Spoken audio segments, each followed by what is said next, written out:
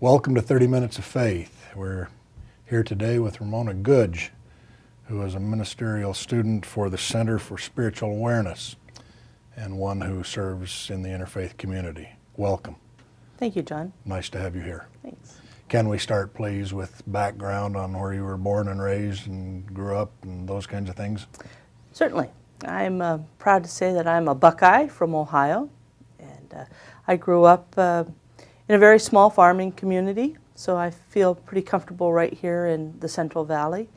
I grew up in a fairly large family with 2 older brothers and 2 older sisters, and was in a family that was grew up in a very fundamental church.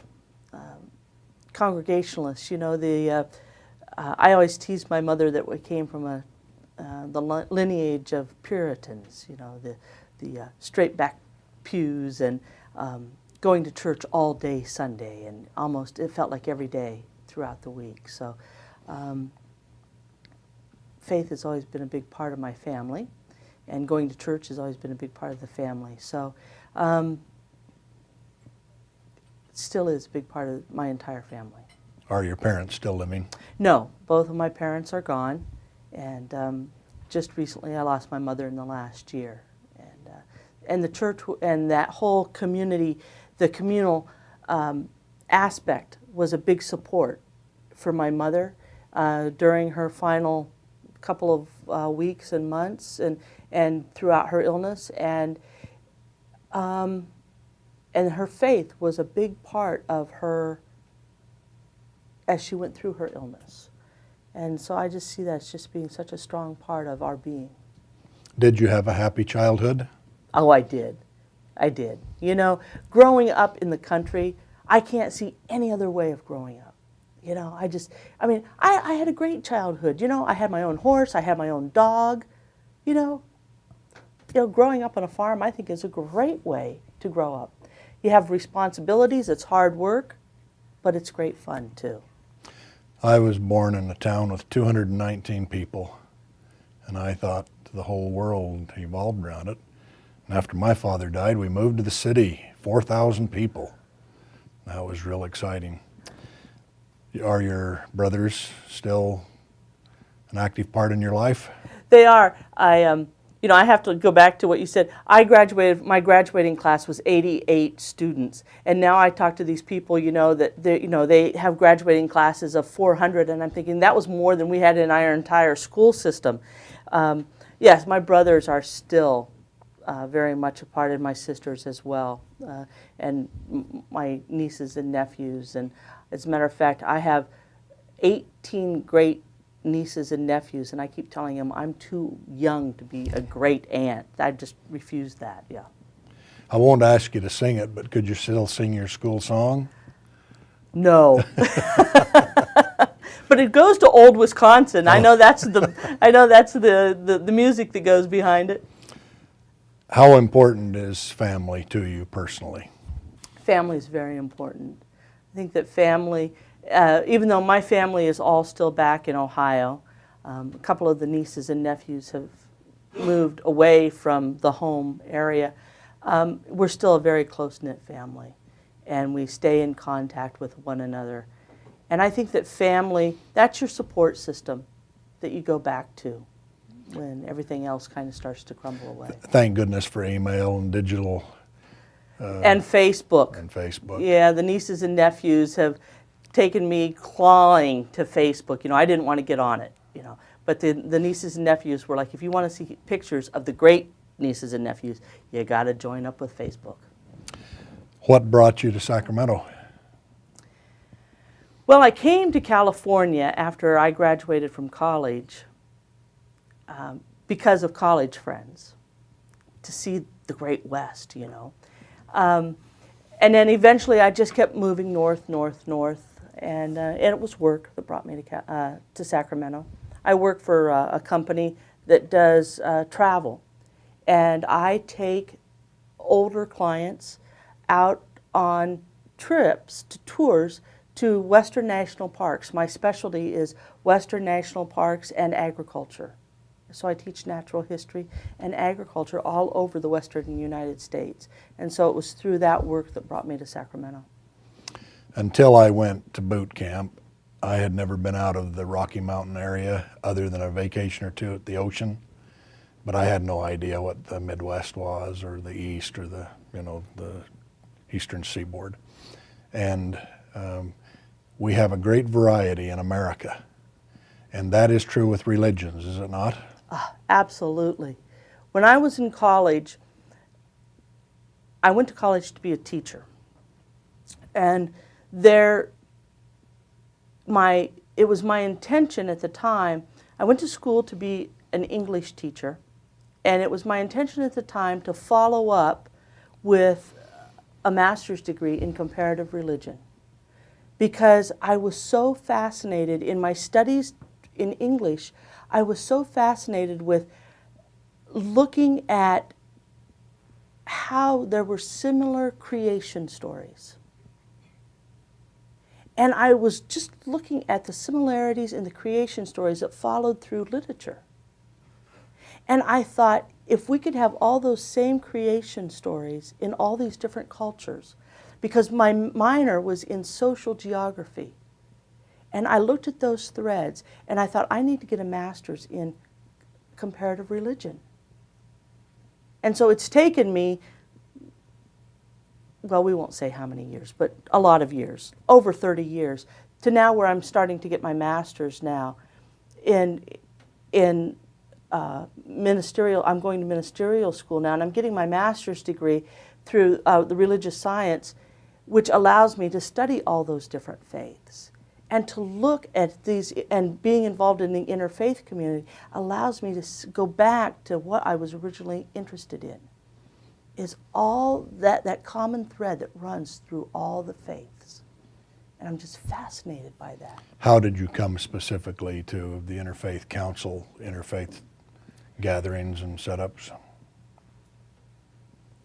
It's that interest that really underneath all of the dogmas of all the religions, that we're all one. It's a common theme. We hear it over and over. It is. You know, we all are one. We all have the same heartbeat that flows through all of us. We all have the same love. We all have the same basis that we're operating from, which is love. Do you think religion is on the decline?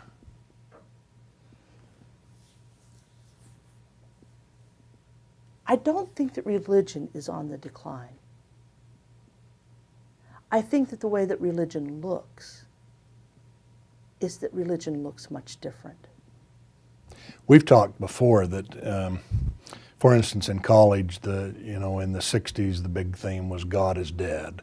And you'd see billboards that say, well, he's not really dead, he's just on vacation, or he's gone hiding in the universe somewhere. Mm-hmm. In the last generation, interfaith has really strengthened per se as interfaith. Mm-hmm. Everybody's interested in we are the same, we are all children of God. But organized religions are losing their memberships. So how do you think things are going there?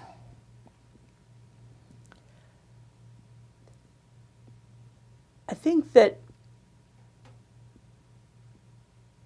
people are still seeking to have that understanding. There's an inherent part of us that is seeking that connection with our own being, with our Creator, with Spirit, whatever name that you want to call it, Spirit, Creator, God.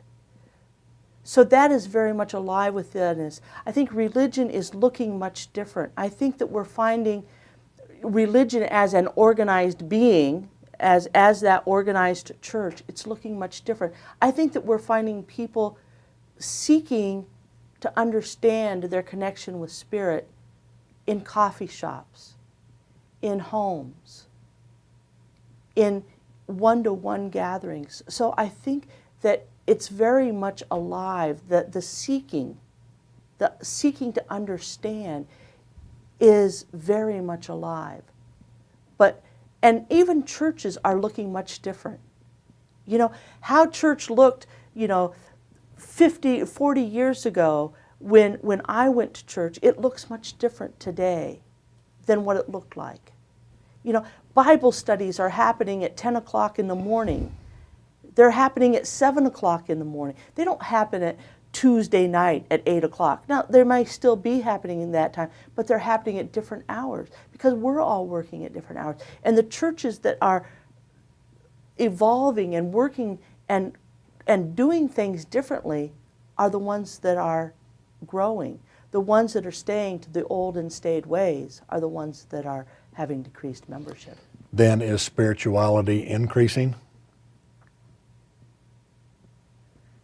I think so. It feels like it. It feels like it to me. I think it's very much alive and well in this country because there's always that seeking of wanting to know. How did you come to the Center for Spiritual Awareness? It was my own seeking and wanting to know. And it felt right because the Center for Spiritual Awareness believes that love is the guiding power, that God is love. And that is the message at the Center for Spiritual Awareness. Can you teach us a little bit about what that center is doing in Sacramento and background and history? Yes, the Center for Spiritual Awareness is based over in West Sacramento, and it is affiliated with a greater association. It's called the United Centers for Spiritual Living, which is an international organization.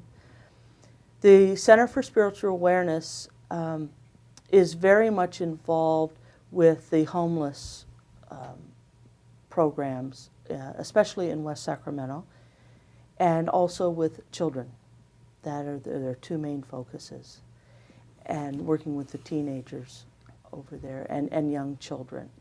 And so those are our two largest programs that we have there. But the basis for everything is everything. Every action is either a call for love or an expression of love. Is spirituality always a personal thing?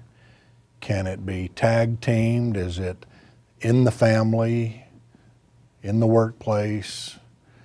Where do we find spirituality? Is it always just a personal search? You're just looking, just you?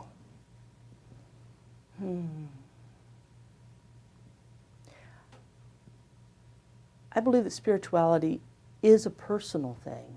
It's my relationship with spirit. But I believe that spirituality can be infused in everything that we do. I think that spirituality... That's a nice way to say that. It can be infused in everything that we can do. Spirituality is something that can be brought into the workplace. It can be in the classroom.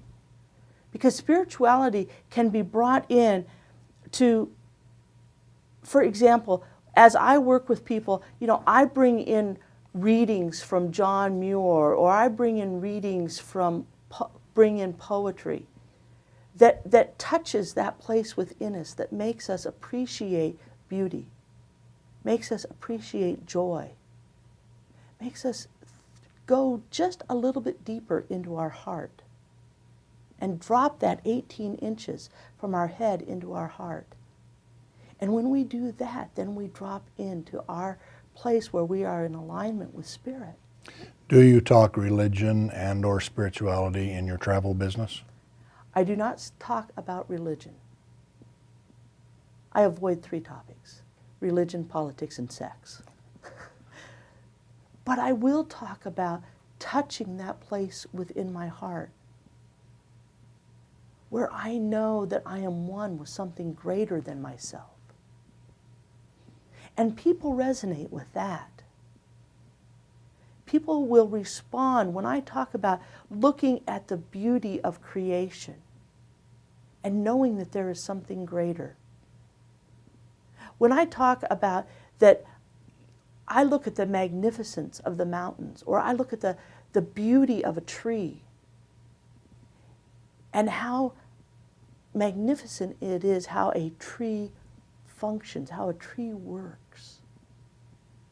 Or talk about how trees are in community with one another. And the roots of a tree intertwine, and it's the only way that a sequoia tree can stand, because its roots are only 4 feet deep.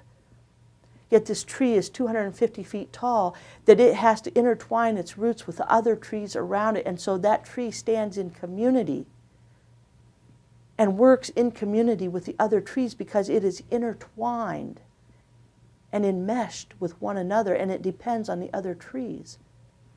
And I talk about that being in community. They understand that. And that touches their heart. Have you ever been up to the Lady Bird Johnson Redwood Grove up the Yes. coast? The first time I went there, that was a spiritual experience for me. They were bigger and stronger and more majestic than all of the other great big ones that were all around them. And even the temperature was different in that grove, and that was a real spiritual experience. So would you say that your clients and your customers are connecting with that awareness of what nature and what is all about us unfolds? Oh, absolutely. Absolutely. We can go out, you can go out, and I use nature so much as a teaching tool, as a way of teaching that we are just one with this, and that you can step out. I mean, what better tool than looking at the ocean to understand infinity? Do you have a favorite national park? Oh, Sequoia is my favorite. Because what a cathedral. There is no cathedral grander than a cathedral of sequoias. Where do you rank Yosemite? It's up there, but it's not one of my favorites. There's too many people. But the waterfalls this year were wonderful. Oh, spectacular. Were you taught spirituality, that inner awareness as a child? I was. Were your parents spiritual? My parents were more fundamentalists. But I had a neighbor lady. Her name was Lucille. And she was spiritual. She was a poet. And she was a spiritual lady.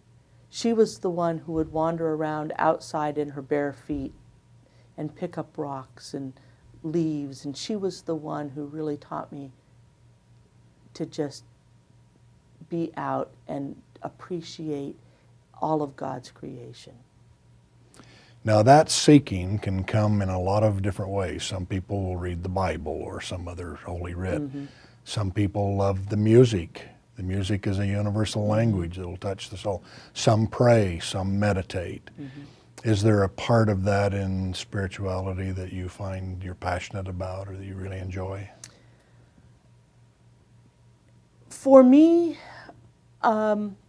meditation is very much a part of my personal practice, as well as being a walking meditation outside is very much a part of my personal practice. You know, obviously I'm very passionate about nature.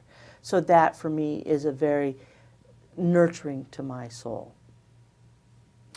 I got lost on the Lost Coast once. You know where that's at? I do.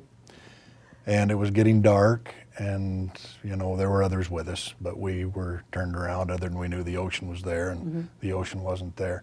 And we decided we'd spend the night, we'd hunker down, find a place, and that by morning things would be better. And the nighttime sky and the surf just were magnificent, and morning brought a fresh day and a new start, and away we went. Do you like the ocean preferably over mountains, or not necessarily? I have to say it depends what mood I'm in. Fair enough. Yep, it depends. Sometimes I go to the ocean because there's that sense of vastness. And that's that place of just infinity. And there in the ocean is that place where you can just watch it, and it's like infinity, and there's that sense of eternal, because it just continues and continues. And then you have the sunrise, and you have the sunset, and you have the promise of a new day. Hard to beat the beauty of the sun setting into the ocean. Absolutely. Now, you're talking about you're a student now working towards becoming a minister. Mm-hmm. What will you do once you're ordained? Well, that's kind of a joke among ministerial students, because what I've learned so far, I'm 2 years into a 4-year program, and what I've learned so far is that you start into the program thinking you know what you're going to do, and then God has other plans for you. So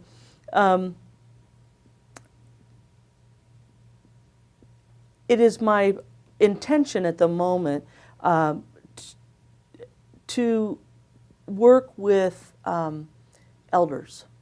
That's what I'm interested in doing. My passion is to continue working with elders and through hospice. And what I kind of call elders, and I'm thinking about elders that are in assisted living and in convalescent homes, in that realm. They're kind of our forgotten population. And then moving on into the hospice care. So folks that are in long-term illnesses, or maybe not quite into long-term, but those that are in assisted living, they kind of go away and are forgotten. And so that's kind of the target population that I'm looking at working with. I've been in a choral group for a lot of years that sings in convalescent centers. We do an awful lot in the holidays, and it's a joy to watch the elderly people sort of come to life. Will you stay in Northern California to do that? I believe so. That's my intention, to stay here. So are you stuck in California the rest of your days? No, I don't need to be. I have no reason to. I have nothing keeping me here. So, if I end up somewhere else, that's fine as well. We've been in Sacramento for 30 years, and one of the things we've liked about it is it can be rural, or it can be the state capital, downtown, busy city at the same time. You can get to the ocean, you can get to the mountains. That's the beauty of it. It's a wonderful place. That's the beauty of it. How about your future in interfaith? Where will that lead you? That is a very major part of my future. That is one of the main reasons why I am involved with the United Centers for Spiritual Living. That's the international organization I'm with. They have a global heart vision, which is part of their main philosophy, and that global heart vision is to see a better world for everyone. And the global heart vision is to see a better world from everyone, and it starts from the heart. And and their basic philosophy is that we all are one, and to create a better world starting from the heart. And that is interfaith. So that global heart vision is my vision. And so that is interfaith. The best example that I can give of that is the work that I have done with elders and in hospice. You know,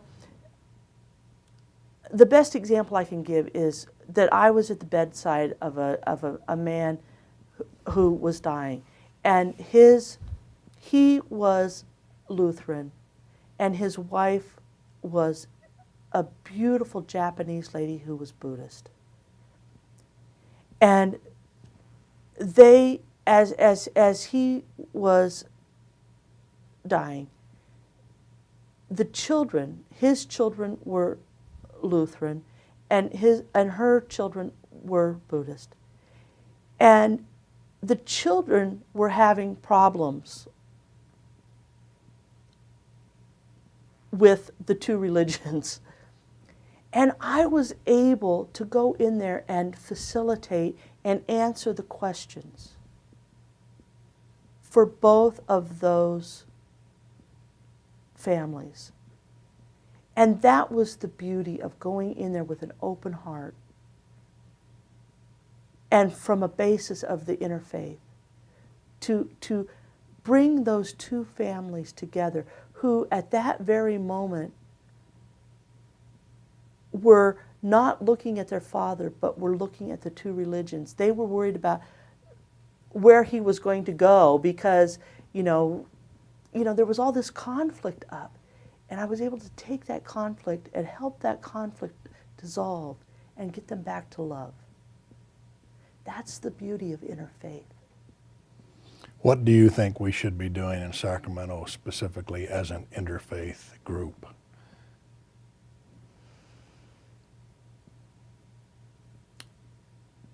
Focusing